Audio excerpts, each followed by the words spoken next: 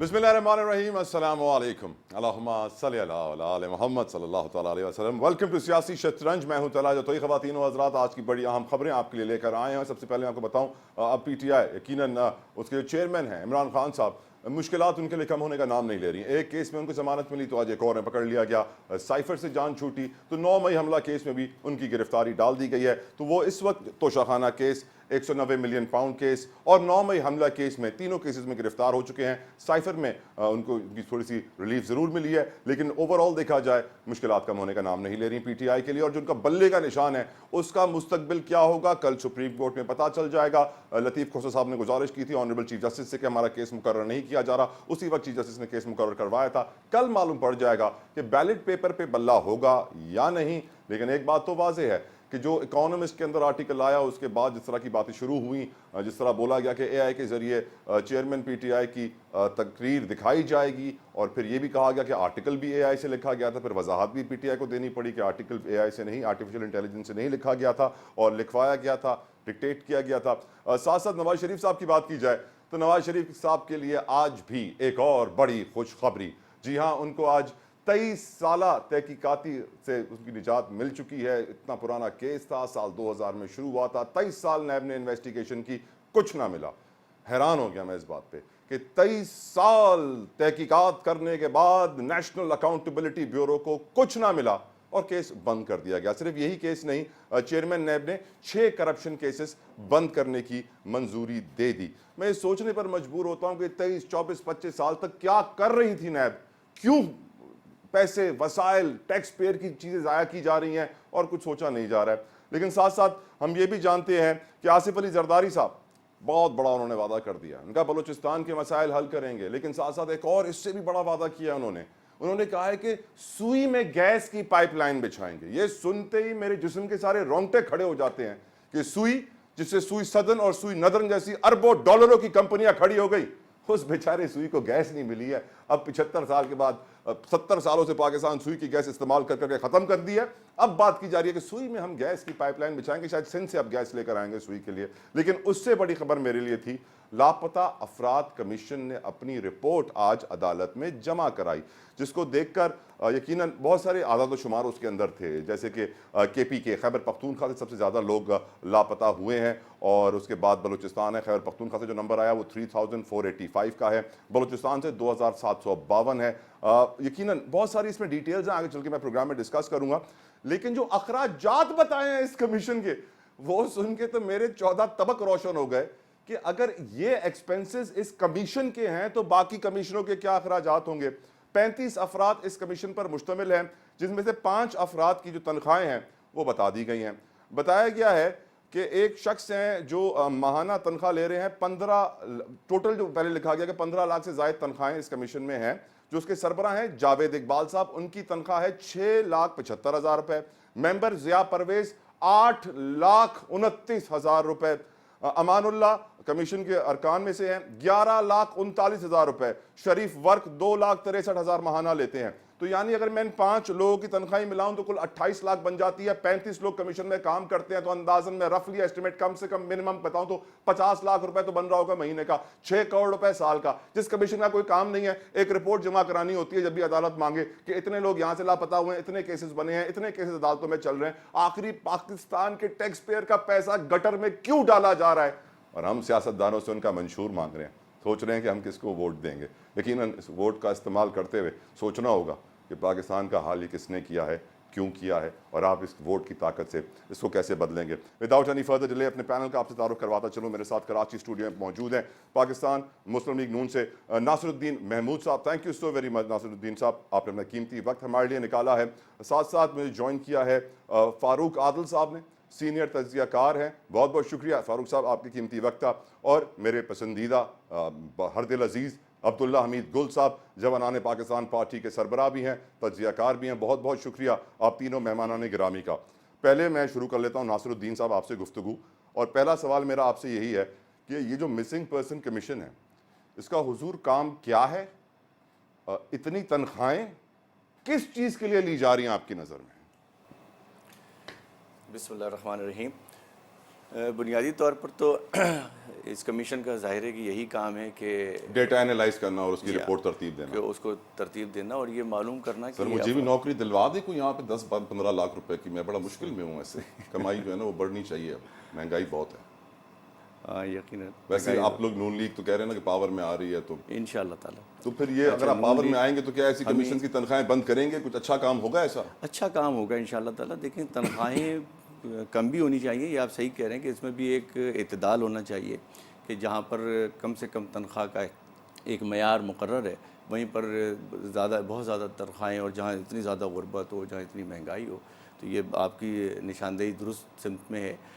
लेकिन ये कि अगर इदारे सही तौर पे काम करें, मतलब जिसको जो काम सौंपा गया अगर वो सही तौर पे करे, तो हमें फिर इतना शायद ना महसूस हो, जैसे कि आपने जिसकी निशानदेही की कि इतनी तनख्वाहें लेने के बावजूद अगर हमारी बहुत सारे इदारे और बहुत सारे अफराद जो हैं वो सही तौर पे अगर परफॉर्म नहीं कर रहे, तो फिर उनकी कारकर्दगी पर तो सवाल उठता है।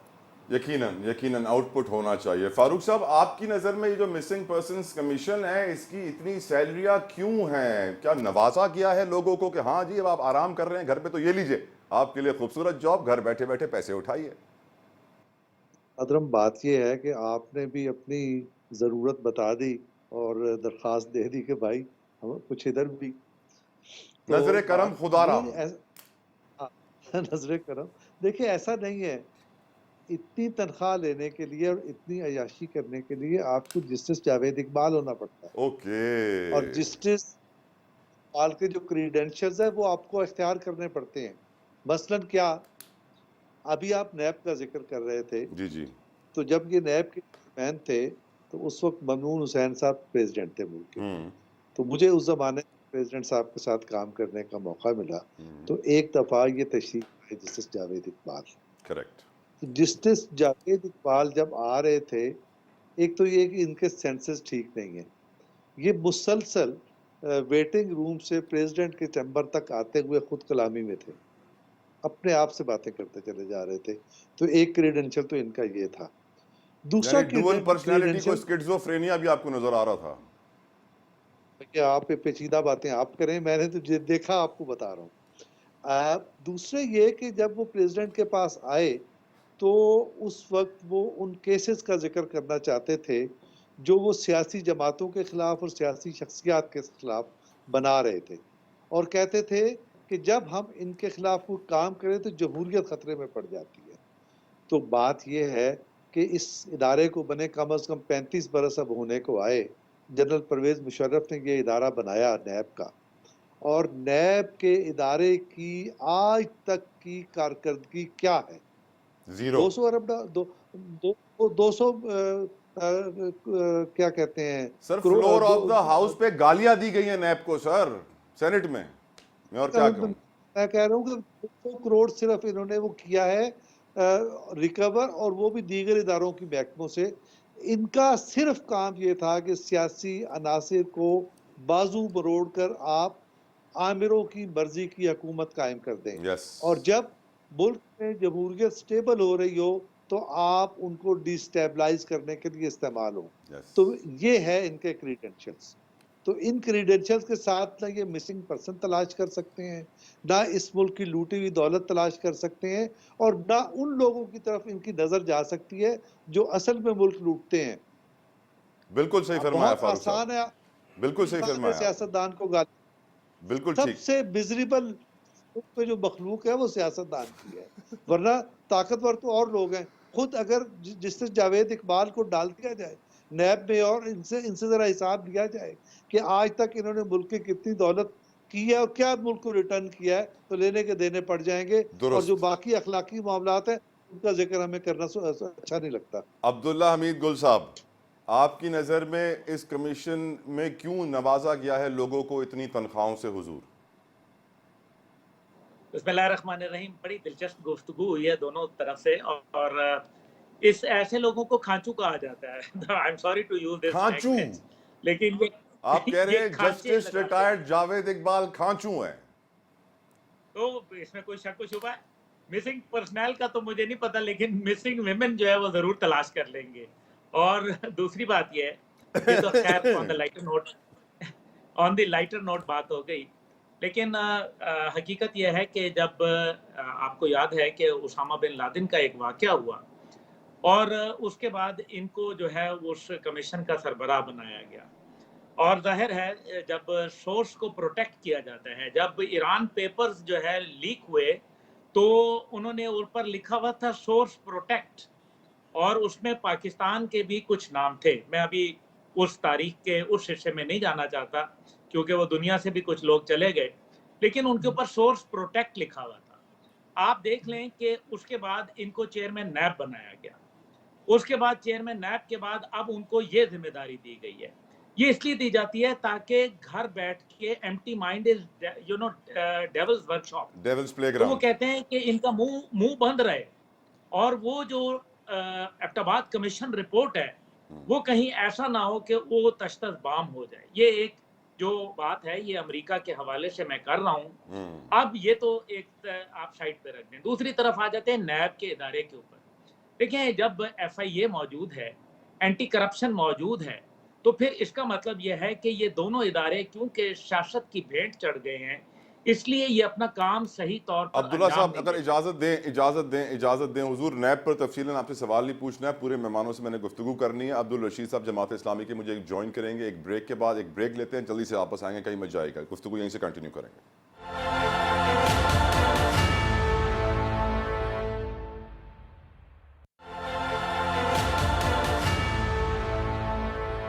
प्रोग्राम के इस हिस्से में मुझे डिस्कस करना है सीट एडजस्टमेंट को, जो इस वक्त हम देख रहे हैं कि नून लीग ने आईपीपी से कर ली है। बताया जा रहा है नून लीग ने एमक्यूएम से भी तकरीबन कर लिया सीट एडजस्टमेंट, और 242 कराची की जो बड़ी इंपॉर्टेंट सीट थी, शहबाज शरीफ साहब जहां से लड़ रहे थे, इत्तलात और ज़रा ये कंफर्म कर रहे हैं कि एमक्यूएम वो सीट नून लीग के लिए, शहबाज शरीफ के लिए छोड़ने को तैयार है। लेकिन तफसीलन आगे डिस्कस करेंगे। वेलकम करूंगा अब्दुल रशीद साहब ने मुझे ज्वाइन किया, जमात इस्लामी के सीनियर रहनुमा है, कराची से बड़ी उनकी भारी आवाज़ है और आवाम के मसाइल के ऊपर शोर मचाते रहते हैं। अब्दुल रशीद साहब, thank you so very much. Break से पहले हम बात कर रहे थे रशीद साहब, मिसिंग पर्सनस कमीशन की जो रिपोर्ट आई है, उसमें जो अखराजात और उनकी तनख्वाहें जस्टिस रिटायर्ड जावेद इकबाल से लेके सबकी हैं, और तकरीबन को 50 लाख महीना, 6 करोड़ सालाना, उनका काम है कुछ नहीं, सिर्फ घर बैठे आराम अय्याशी है।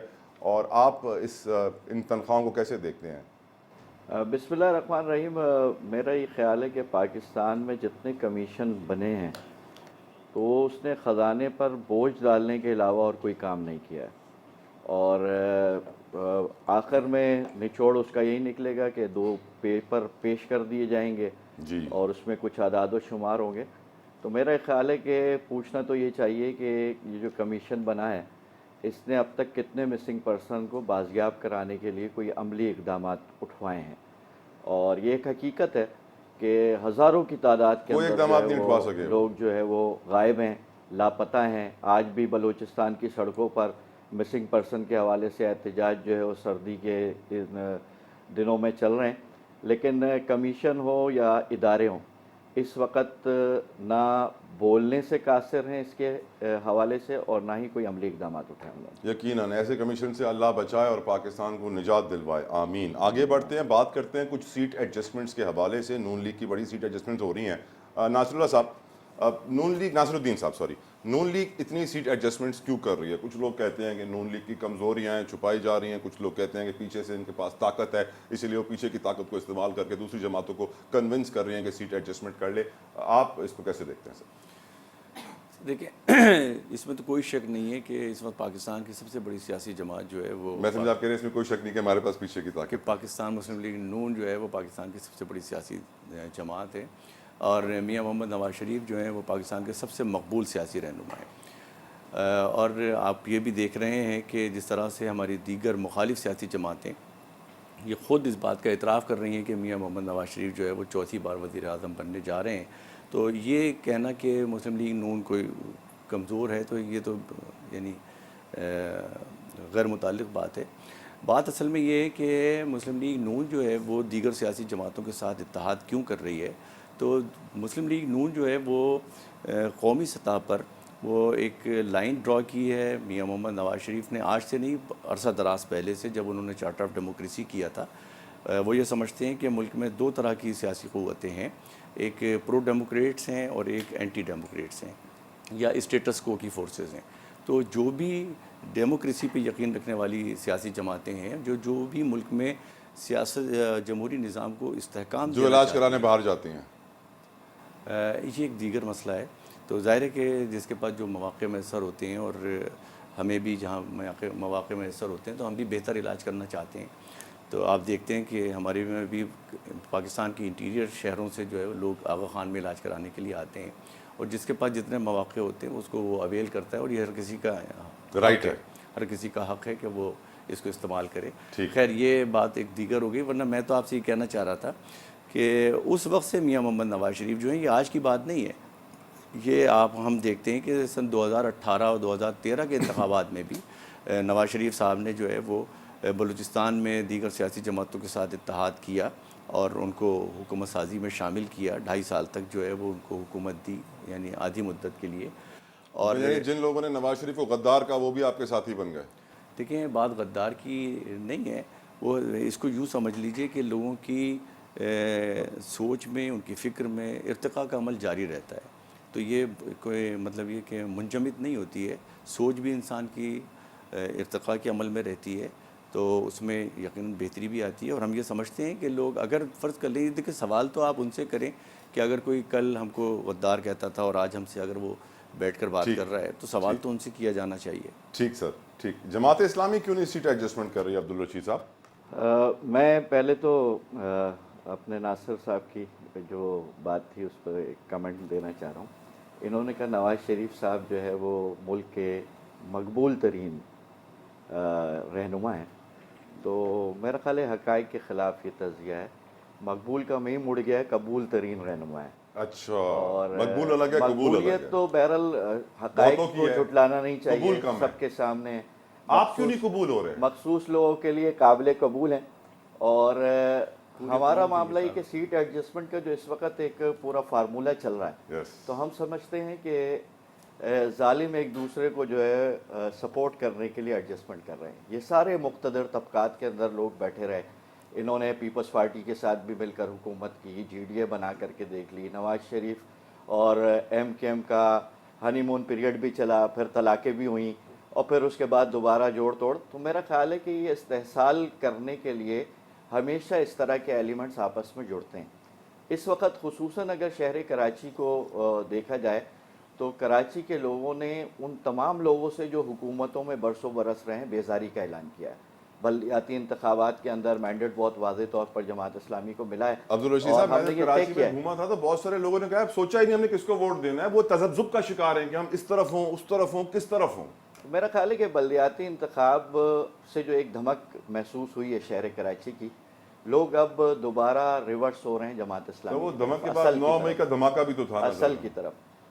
9 मई से मेरी मजम्मत तो काबिल कबूल भी नहीं होगी, तो 9 मई की मजम्मतें तो लोग करवा रहे हैं, लेकिन असल मसला इस वक्त ये है कि इन लोगों ने शहर कराची को दिया क्या है, जो मुख्तलिफ करतब के साथ दोबारा उतरने की कोशिश कर रहे हैं। शरीफ साहब, मैंने अमन दिया है कराची को, कहते हैं कराची को अमन। तो मेरा ख्याल है कि जिन इदारों ने छूट दी थी उन्होंने जब कंट्रोल किया, खुसूसन मैं कहूँ कि रेंजर्स का बहुत बड़ा किरदार रहा है। तो ज़रूर नवाज़ शरीफ की हुकूमतों में ये हुआ, लेकिन नवाज़ शरीफ साहब अमन के बारे में तो बात करते हैं, बदअमनी का क्रेडिट किसको देंगे? जो कराची के अंदर हज़ारों लोग मार दिए गए, भत्ते का कल्चर आम रहा, हुकूमतें इनकी चलती रहीं, सिस्टम इनका बनता रहा। शहर कराची के लोग आज भी चिंची पर सफ़र कर रहे हैं। यानी नवाज़ शरीफ साहब ये बात कहते हुए ज़रूर अच्छे लगेंगे कि लाहौर को मेट्रो सर्विस दे दी, ऑरेंज लाइन दे दी, कराची को क्या दिया? कराची को धोखे के अलावा किसी ने कुछ नहीं दिया है। यानी पाकिस्तान पीपल्स पार्टी हो, मुस्लिम लीग हो, MKM हो, इनका बरसों बरस का इक़्तिदार रहा।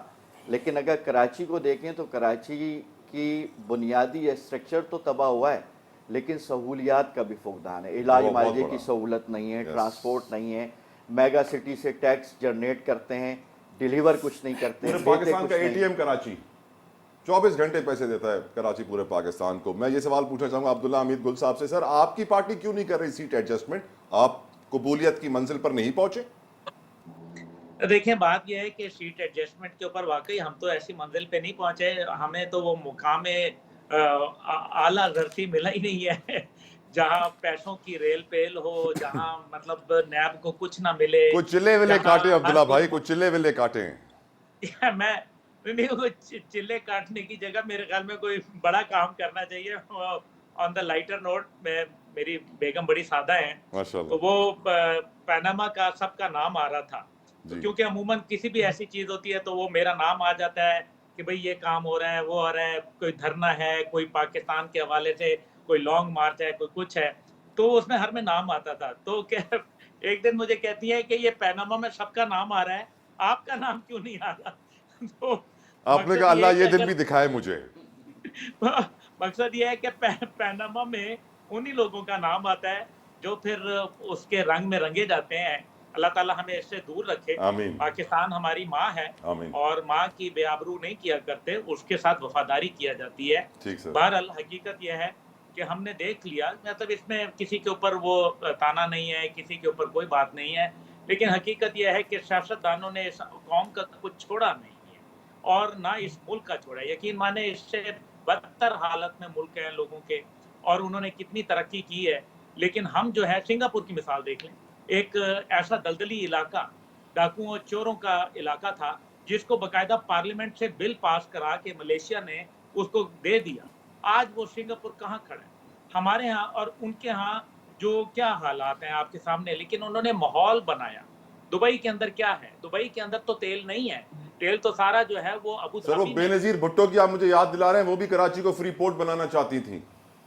जी, वो मतलब आप जो बनाना चाहते थे, क्या जिन्होंने बनाना होता है ना, वो बना लेते होते हैं, जो जिन्होंने काम सर हम करने तभी होते तो हैं। बनाना रिपब्लिक बन गए सर, कुछ भी नहीं बने हाँ, और। मतलब किया, तेरे वादे पे एतबार किया। किया। बात ये है, असल बात ये है कि हमारी सीट एडजस्टमेंट, देखें, सीट एडजस्टमेंट्स वगैरह हम करते नहीं हैं, ये गलत काम है। हम इत्तेहाद ज़रूर करेंगे, देखेंगे, लेकिन उनके साथ जिनका मफाद पाकिस्तान के साथ खड़ा होगा, जिनकी नज़र आने वाली नस्ल पे होगी, राइट इलेक्शन सर। पे नहीं, राइट और सर। जिनकी नज़र जो है पाकिस्तान के मामलात को दुरुस्त करने के ऊपर होगी, और फिलहाल मुझे कोई ऐसा नज़र नहीं आ रहा। Right sir. फारूक साहब आपकी नज़र में जो इत्तेहाद हो रहे हैं, जो सीट एडजस्टमेंट्स हो रही हैं, क्या पीडीएम पार्ट 2 आपको आते हुए नजर आ रही है सर? देखें, आप जो गुफ्तगू कर रहे हैं और जिस तरफ ये बह निकली है गुफ्तगू, जी सर। उससे ये लग रहा है कि जैसे पाकिस्तान का जो सियासी निज़ाम है, दरअसल मुजरिमों पर मबनी सियासी निज़ाम है। तो मैं एक दफ़ा फिर अर्ज़ करता हूँ कि इस मुल्क में जो सबसे मिजरेबल मखलूक है वो सियासतदान है। बहुत आसानी से उस पर इल्ज़ाम लगा देते हैं। जो इस मुल्क के ख़िलाफ़ जराइम करते हैं उसको कोई नहीं पूछता। मिसाल के तौर पे ऐसे ही मुझे ज़हन में आ गया कि 2-3 साल पहले 20-22 आदमी मर गए थे बर्फ़बारी में मरी में। क्यों मरे थे वो आपको? वो इसलिए मरे थे कि और ने आपका डिस्ट्रिक्ट मैनेजमेंट निज़ाम तबाह कर दिया था। उसमें जो अर्ली रिस्पॉन्स सिस्टम होता है उसको भी तबाह कर दिया था, और जो कमांड एंड कंट्रोल होता है सिस्टम का, यानी डिस्ट्रिक्ट मैनेजमेंट सिस्टम का, उसको भी तबाह कर दिया था। और वो तबाह किया कोई नया निज़ाम बनाए बगैर। तो मैं आपको सिर्फ ये बताना चाहता हूँ कि जो मुजरिम है, आपका ख्याल उस तरफ नहीं जाता, और आप फौरी तौर पर बहुत आसानी के साथ कायदे आज़म से लेकर आज तक के सियासतदान को रगेद देते हैं। आमिरों ये को नहीं दुरुस्त रगड़ते, बात आप ये नहीं कह रहे है। हैं आमिरों की बुराई नहीं करते, आप ये कह रहे हैं। इस पे अगर किसी ने कुछ दिया है, आपको एटमी प्रोग्राम क्या जनरल ज़ियाउल हक ने दिया था? अयूब खान ने दिया था? क्या एटमी धमाका परवेज फिर तो मुशर्रफ ने सर ये किया था? सवाल भी उठता है ना कि क्या पाकिस्तान को 2 टुकड़े किसने किया था? याह्या खान ने? याह्या खान था ना, जो इक़्तिदार की हवस जिसकी खत्म नहीं हो रही थी, और बाकी लोगों सर को तो उसने कमाल की इस्तेमाल बात यह है किया। कि इक्तदार की हवस आज भी खत्म नहीं हुई है सर, बढ़ी जा रही है, बढ़ी जा रही है। इक़्तिदार की ये हवस थी जिसके लिए बाज़ पपेट सियासतदानों को खड़ा किया गया, और पपेट सियासतदान ऐसे अहमक साबित हुए। मैं जिसकी तरफ इशारा कर रहा हूँ आपकी समझ में आना होगा कि उन्होंने उसके अमरीकी सदर के साथ मिल के कश्मीर का भी सौदा कर दिया। उन्होंने पाकिस्तान का एक इंटेंशनली आपका जो डिफ़ॉल्ट की तरफ ले गए ताकि आप पाकिस्तान के आइन से भी महरूम हो जाएं, पाकिस्तान के एटमी असासों से भी महरूम हो जाएं। तो कहने का मतलब यह है कि हमें सीधी बात करनी चाहिए। इस वक्त पाकिस्तान जिस मसले में फंसा दिया गया है, उसके लिए ज़रूरी है कि पाकिस्तान की सारी सियासी फोर्सेस बशमूल जमात इस्लामी रशीद साहब की, ये सारे इकट्ठे हो बैठे, एक दूसरे को गाली ना दें, और एक दूसरे की ताकत बन के इस मुल्क के मसाइल को हल करें। किसी एक जमात में के लिए ये मुमकिन नहीं है कि पाकिस्तान के जो इस मसाइल की दलदल में धंसा हुआ है निकाल सके। आप सियासतदान को गाली देकर ये काम कर नहीं सकते। आप पाकिस्तान में सियासत को मजबूत करके और एक इज्तिमाई ताकत के साथ, उसके लिए बेहतर लफ्ज़ ये है कि मिसाक जमहूरियत की ताकत के साथ आप ये काम कर सकते हैं। और अगर अल्लाह ताला इमरान खान को अकल दे और वो तौबा ताइब हो जाएं तो वो भी शामिल हो जाएं मिसाक जमहूरियत में, ताकि इस मुल्क के दुखों का इलाज किया जा पर उनकी सके। तौबा हमें इकट्ठे होकर कबूल ये तो काम होगी, करना मतलब मकबूल तो होगी, कबूल होगी या नहीं, बहुत बड़ा सवाल है। फारूक साहब, मुझे ब्रेक लेने कहा जा रहा है sir, I come back to you. एक ब्रेक लेते हैं, ब्रेक के बाद गुफ्तगू करेंगे। कहा जा रहा है कि नून लीग को बड़ा रिलीफ मिला है, नैब ने केसेस खत्म कर दिए हैं, एक के बाद एक नवाज शरीफ साहब के लिए प्रोटोकॉल, रेड कारपेट। ब्रेक के बाद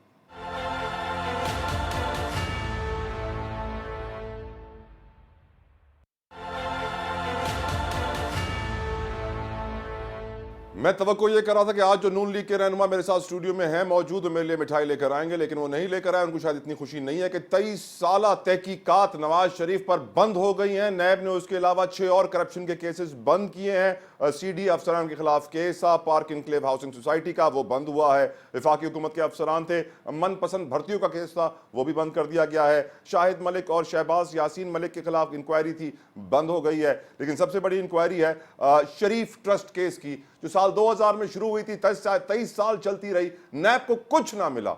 23 साल में नैब को कुछ ना मिला।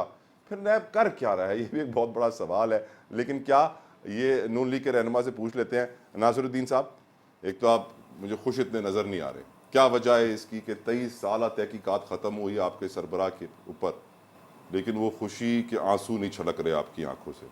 और क्या आप समझते हैं कि ये एक और रेड कारपेट और प्रोटोकॉल का नतीजा है, जो पीछे वाली पावर है आपके पास, उसने काम करवा दिया?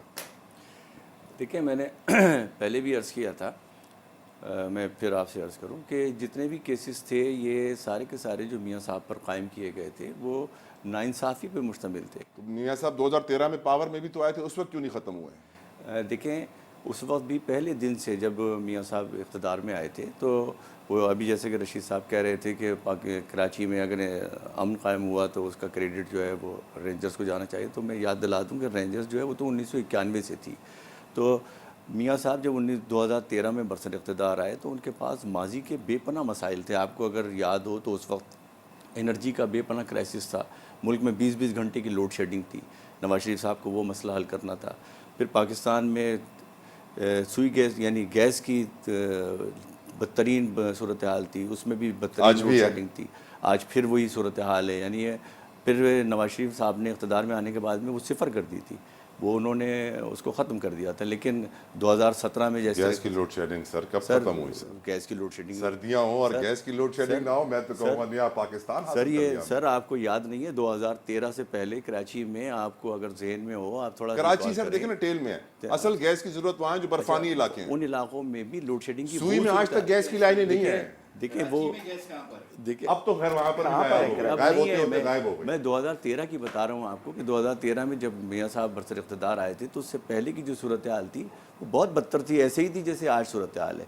लेकिन उन्होंने आने के बरसर इक़्तिदार आने के बाद में उन मसाइल को हल किया था। यानी कराची से लेकर पख्तूनख्वा तक उन्होंने अमन कायम किया था। उसके लिए 2 ऑपरेशंस किए गए थे, आपके ज़हन में होगा। शुक्रिया तो अदा करें कि नैब ने तहकीकात खत्म कर दी, हमें बड़ी खुशी है। एक बयान तो जारी करें। नहीं सर, वो हमें खुशी तो इस बात की है कि अब इंसाफ होना शुरू हुआ है। खुदा करे कि ये इंसाफ रहे कायम और ये तमाम फरीक़ैन पे इंसाफ हो, बिल्कुल होना चाहिए। कैसे इंसाफ होना शुरू हुआ ये नहीं मालूम। नहीं इंसाफ देखें, ऐसा क्या हुआ कि इंसाफ होना शुरू? नहीं, जब जो है वो नवाज शरीफ के ख़िलाफ़ जो है वो यानी इदारों की तरफ से कि जिस तरीके से उनको विक्टिम किया गया 2018 के मौके पर, 2017 में उनको ज़बरदस्ती, आप अभी जैसे कि जिक्र भी कर रहे थे कि पनामा केसेस में उनको जो है वो सज़ाएँ दी गई।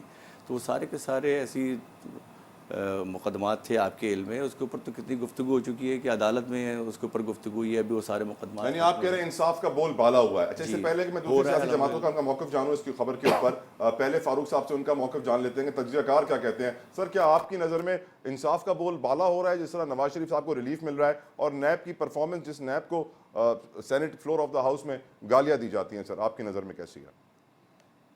2000 में केस बना नवाज शरीफ पर, आपने ये बताया, उसकी तारीख बताई, तो 2000 में नवाज शरीफ का जानी दुश्मन इक़्तिदार में था, परवेज उस शख्स मुशर्रफ। का नाम था जनरल परवेज मुशर्रफ। ठीक है, उसके बाद पीपल्स पार्टी इक़्तिदार में आई। पीपल्स पार्टी के बाद मुस्लिम लीग आई, उसको छोड़ दें आप। फिर जानी दुश्मन नवाज शरीफ का इक़्तिदार में आया इमरान खान। ठीक है। अगर कुछ था उस केस में तो इन्होंने क्यों फांसी नहीं दे दी नवाज शरीफ को? इसका मतलब ये है कि इस मुल्क को डिस्टेबलाइज करने के लिए जमहूरी एतबार से ये केस बनाए गए। इन केस बनाने वालों पर और इस नैप पर मैं ये सब अपना रशीद साहब की गुफ्तगू बड़ी माइंड ब्लोइंग थी। ये बिल्कुल ऐसी बात है कि आज कोई सुप्रीम कोर्ट में चला जाए कि ये मिसिंग पर्सन केस, ये नैब के जो काम है जिसपे अरबों डॉलर पाकिस्तान के बर्बाद हुए गए टैक्स पेयर्स के, जरा इसका भी हिसाब किताब ले लिया जाए कि इस मुल्क को डिस्टेबलाइज करने के लिए इस किस्म के मुकदमात बनाए जाते हैं और फिर ये लोग जो मुकदमात बनाते हैं, जो मुल्क की दौलत लूटते हैं इस काम के लिए। आपके सामने ये सारा दौर चला, इमरान खान के दौर में भी, पहले भी। आप अरबों डॉलर बर्बाद कर देते हैं और फिर आप हंसते हुए घर जाके बैठ जाते हैं कि वो तुझे कुछ नहीं मिला। बहुत बेहतर होगा कि आज ये केस खत्म हुए, आज ही कोई सुप्रीम कोर्ट में चला जाए और इसको चैलेंज करे कि अगर ये कुछ नहीं था तो फिर आप इस कौम का बर्बाद क्यों किया? वक्त भी बर्बाद किया, दौलत भी बर्बाद की। तो ये केस ये भी जाना चाहिए सुप्रीम कोर्ट। फारूक साहब, वो जिससे बहुत ज्यादा प्यार होता है ना उसको आप जानी कहते हो, और जिससे आपको बहुत ज्यादा खतरा होता है उसे आप जानी दुश्मन कहते हो। तो यकीनन दोनों में प्यार इन्वॉल्व मुझे नजर आ रहा है। अब्दुल रशीद साहब, आप रशीद साहब ये तो बहुत बेहतर है। अब सिराजुल हक साहब जाएं, बात करने का शौक भी बहुत है, वो जाएं और जाके ये केस चैलेंज कर दें, बहुत अच्छा हो जाएगा। इसमें मैं अर्ज करूँ, एक तो ये कि जी सिराजुल हक साहब बात करने के काबिल हैं, इसलिए बात करते भी हैं। ठीक, बाकी लोग बात करने के भी काबिल नहीं बचे। इस वक्त मेरे लिए नवाज शरीफ के नेब केसेस ख़त्म करना कोई सरप्राइज़ नहीं है। ये पाकिस्तान की तारीख़ रही है कि नेब जो है वो इंतकाम के लिए और इनाम के लिए इस्तेमाल होता रहा है।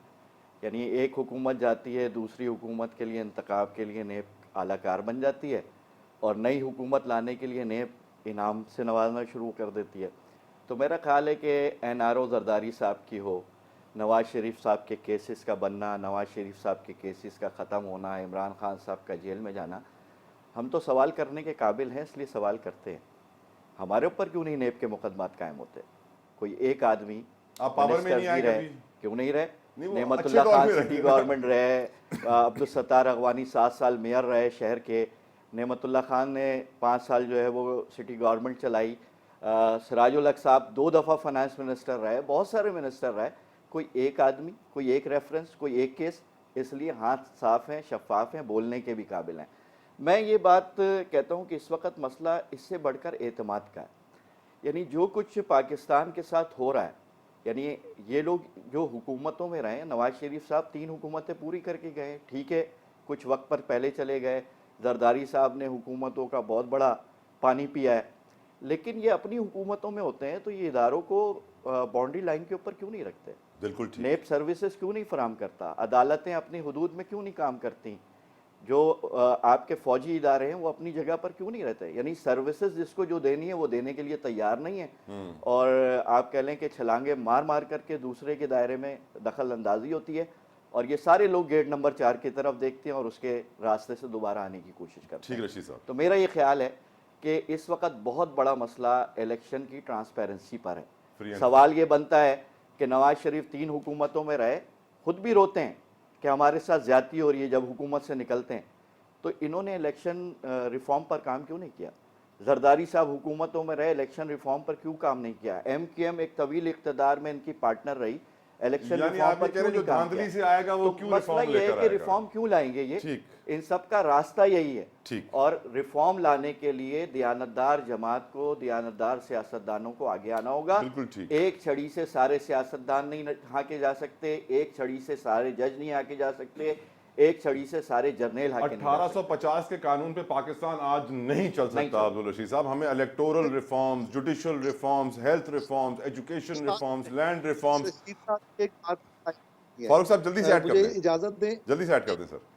रशीद साहब ने बिल्कुल दुरुस्त कहा कि जमात इस्लामी इक़्तिदार में रही, नेमतुल्ला खान इक़्तिदार में रहे, उन पर मुकदमात नहीं बने, ये शफाफ लोग हैं, इसमें कोई शुबे की बात नहीं। शुक्रिया सर। लेकिन ये मुकदमा इसलिए नहीं बने कि ये करप्ट थे, ये मुकदमात इसलिए बने कि वो सिविलियन सुप्रीमेसी की बात करते थे।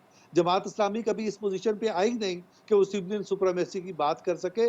इतनी सादगी से मामलात को नहीं रखना नहीं, चाहिए। मैं इस मुल्क फारूक के साहब सही मसाइल के तनाजुर से देखना चाहिए। फारूक साहब, जमात इस्लामी इक़्तिदार में तो अवाम तो लाने के लिए तैयार है, लेकिन पाकिस्तान में इक़्तिदार अवाम के ज़रिए नहीं आ रहा, मकबूल है, कबूल नहीं अवाम है। नहीं के ज़रिए नहीं आ रहा। और हमें लाया इसलिए नहीं जाता कि हमें वापस ले जाने के लिए कोई रेफरेंस की फाइलें नहीं होती इनके पास, हमारे खिलाफ मुकदमात नहीं। उनको पता है कि ये एक दफ़ा आएंगे तो वापस नहीं जाएंगे। और अब्दुल्ला साहब इंशाअल्लाह इस वक्त ये हालात ये कह रहे हैं जी, जी। कि अब हम आने वाले हैं और आने के बाद जमने वाले भी हैं। ठीक है अब्दुल्ला हमीद गुल साहब, आपकी नज़र में सर बहुत इंपॉर्टेंट, बहुत ज़रूरी, अब्दुल्ला साहब से पूछ रहे थे। फारूक भाई प्लीज़ इजाज़त दें मुझे। अगर आप अब्दुल्ला साहब, जिस निज़ाम के साथ हम चल रहे हैं ना इस मुल्क में, पहले भी मुल्क टूट चुका है, आगे क्या देख रहे हैं हुजूर, इस निज़ाम के साथ कितना चल पाएंगे?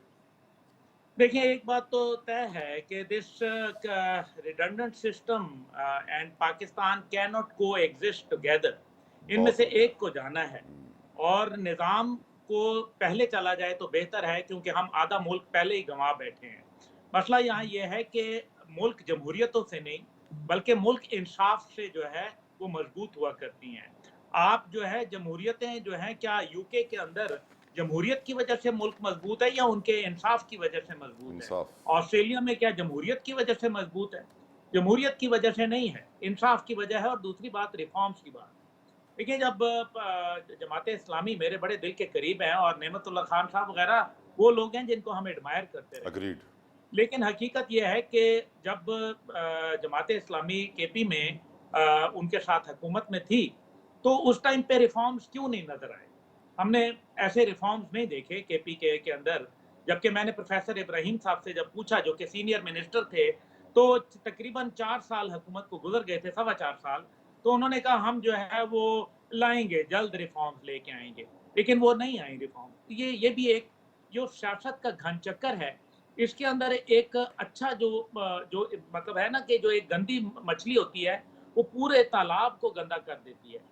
तो वो जो उनके साथ लोग होते हैं उनको भी जो है वो काई जमना शुरू हो जाती है और वो मसलहतन खामोश हो जाते हैं।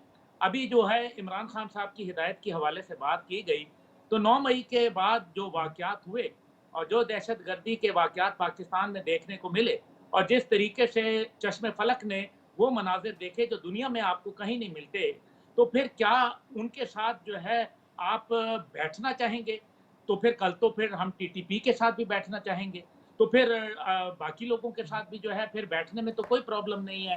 हिदायत आ जाएगी तो फिर हिदायत आ गई एक कातिल को तो फिर उसने माफ़ी मांग ली, हिदायत आ गई एक दहशतगर्द को उसने माफ़ी मांग ली, इसलिए उसके पुराने गुनाह माफ़।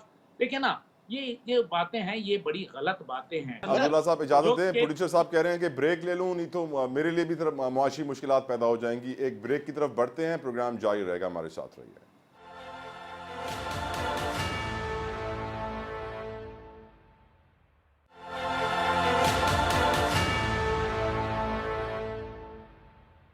जो 10 साल से पार्टी का खून चूस रहे थे, इन्होंने दोबारा उन्हीं लोगों को मौका दिया और उन्हीं लोगों पे इंट्रा पार्टी इलेक्शन किया। तो हम ये नाइंसाफ़ी होने नहीं देंगे। इमरान खान के 26 साला जदोजहद को करोड़ों रुपए के एवज बिकने नहीं देंगे। आज एक टिकट की कीमत 4 करोड़ रुपए है। अगर आपको टिकट चाहिए, आप में से जो खड़े हैं मेरे से बात करें, आपको मैं टिकट लेके देता हूँ। मेरिट और इंसाफ की कोई बात नहीं है।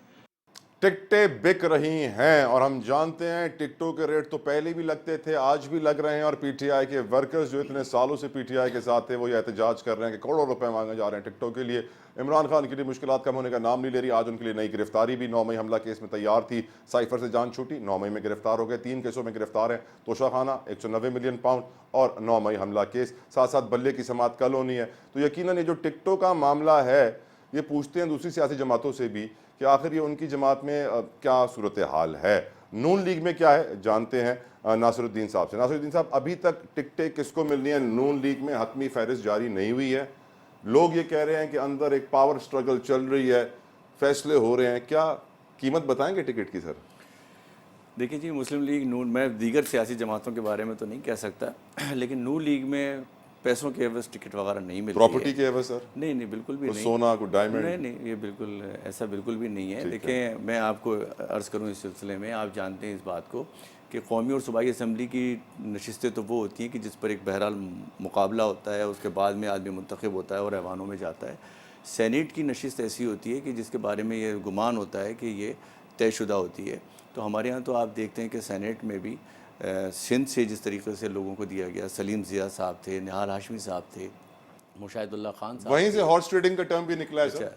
नहीं हमारे यहाँ से में हमारे से? सर हमारे यहाँ से नहीं हुआ, ये जनरल ज़ियाउल-हक के ज़माने में शुरू हुआ था। देखिए, हर बुराई को आप जब तलाश करना शुरू करेंगे ना, तो उसके ताने आमिर ही बाने निकलेगा पीछे, पीछे कोई ना कोई आमिर सियासतदान हाथ निकाल लेगा, मेरा कसूर नहीं। नहीं। वो तो अभी जैसे फ़ारूक आदिल साहब ने बात की ना, वो बिल्कुल दुरुस्त थी कि इनको मुरीद इल्ज़ाम ठहराना सबसे आसान होता है हमारे यहाँ, लिहाजा आप लोग इसको कहते हैं। लेकिन ये कि हर बुराई के पीछे आपको कोई ना कोई आमिर मिलेगा। तो मैं अर्ज़ ये कर रहा था कि मुस्लिम लीग नून में ऐसी कोई रिवायत नहीं है। और मैं फिर आपसे अर्ज़ करूं कि हमारे यहाँ तो सदर पाकिस्तान ममनून हुसैन साहब को बनाया गया है, जो कि लोअर मिडिल क्लास के आदमी थे, और वो सदर पाकिस्तान के मनसब तक माशाल्लाह से पहुँचे, मुंतखब हुए और एक मुंतखब सदर थे। तो मुस्लिम लीग नून में इस तरह की कोई रिवायत नहीं है। कोई रिवायत नहीं है। जमात इस्लामी में क्या रिवायत है अब्दुल रशीद साहब, वहाँ पे कितने पैसे लिए जा रहे हैं टिकटॉक? जमात इस्लामी की जमहूरियत तो मुखालफिन भी कहते हैं कि उससे बेहतर जमहूरियत तो कहीं भी मौजूद नहीं है। नफरत भी, प्यार भी। जमात इस्लामी के अंदर जो है ना, वो अगर कोई ख़ुद ख्वाहिशमंद होता है ना कि इरादा भी ज़ाहिर कर दे, तो वो जमात इस्लामी के कल्चर और इसके अपने दस्तूर के मुताबिक वो नाअहल होता है। हमारे यहाँ कारकुन से राय ली जाती है, हमारी शुराएँ हैं वो उसको पास करती हैं, पार्लिमानी बोर्ड है उसके अंदर पेश किया जाता है। तो हमारी टिकटों की कीमत ईमानदारी है, दयानतदारी है, खुलूस है, बेबाकी है, बहादुरी है, सलाहियत है। इसकी बुनियाद पर मैं लियारी का बसने वाला था, आम आदमी हूँ, मिडिल क्लास बल्कि लोअर मिडिल क्लास से ताल्लुक़ रखता हूँ। MPA-शिप पर टिकट मुझे जमात इस्लामी ने पिछली बार दिया, MPA बना, अभी NA और MPA दोनों का टिकट मेरे पास मौजूद है। NA 240 से भी इंतखाब लड़ रहा हूँ, लियारी की PS 106 से भी लड़ रहा हूँ, और यही कल्चर है पूरे जमात इस्लामी में। सिराजुल हक से उठा करके आप लियारी तक आ जाएँ तो आपको कोई ऐसा आदमी नहीं मिलेगा जो ख्वाहिश की बुनियाद के ऊपर इलेक्टेबल बनाओ। जो अभी मैंने क्लिप देखा बीच में कोई बनाया हो क्या? मैंने मैं बात मुकम्मल कर लूँ फिर आप मैंने क्लिप देखा कि 4 करोड़ में अभी PTI के कारकुनान कह रहे थे।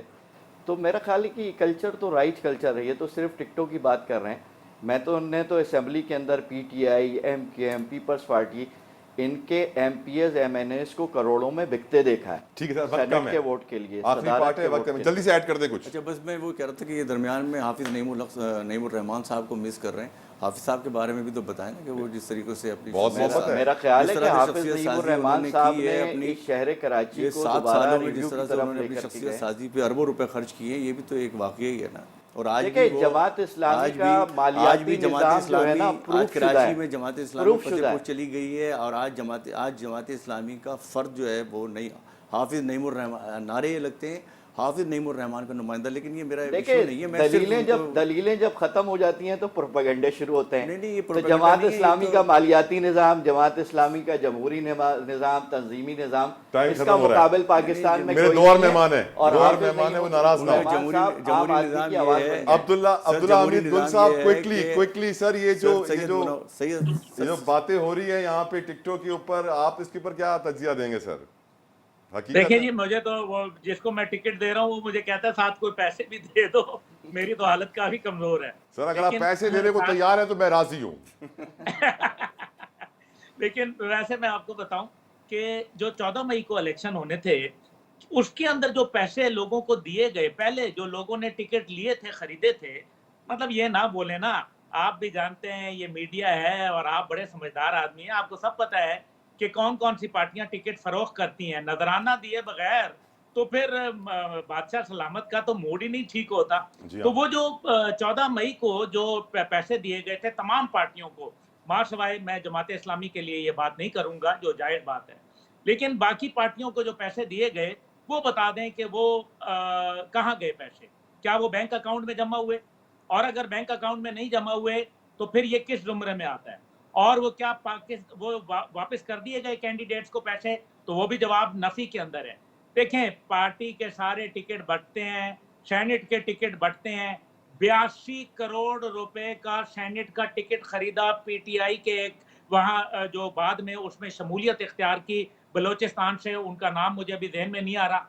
उससे पहले जो है एक और सेनेटर थे जिन्होंने कहा, बलोचिस्तान से ही थे, कि 64 करोड़ रुपए का उन्होंने टिकट खरीदा। ये 1, 2, 3, 5 करोड़ वाली बात नहीं है मेरे भाई।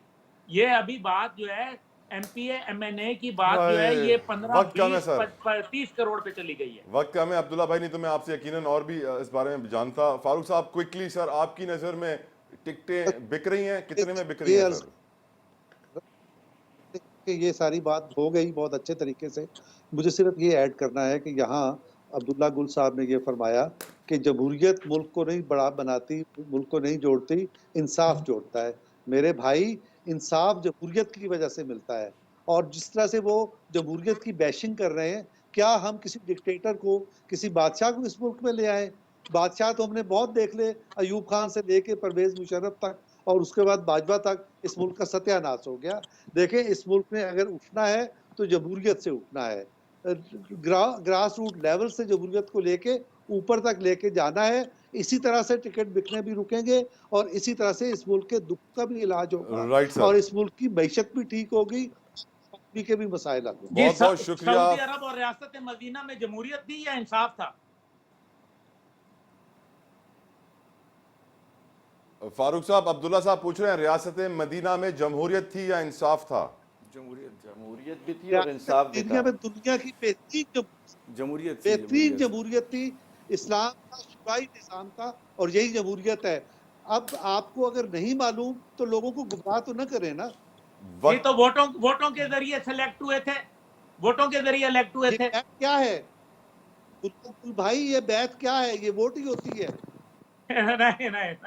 वक्त तमाम हुआ। अब्दुल्ला हमीद गुल साहब, आपका बेहद शुक्रगुजार हूँ। अब्दुल रशीद साहब, नासिरुद्दीन महमूद साहब, फारूक आदिल साहब, thank you so very much, जज़ाकल्लाहु खैर। आखिर में दुआई करूंगा पाकिस्तान के मुस्तकबिल के लिए कि अल्लाह ताला पूरी कौम को ये हिदायत दे कि वो वोट की ताकत से सही अवामी नुमाइंदे इक़्तिदार में लेकर आए और पाकिस्तान के मसाइल हल करें। अल्लाह हाफ़िज़।